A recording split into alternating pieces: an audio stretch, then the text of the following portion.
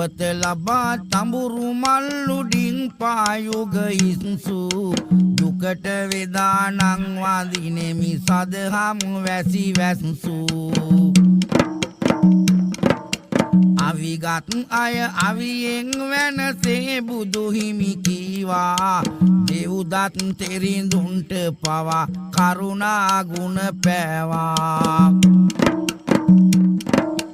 මෞතුමියව කරේතියන් පිහිනා ගොස් තැබුවා ලෝතුරු බුදු වෙන්නට මවගෙන් විවරණ ලැබුවා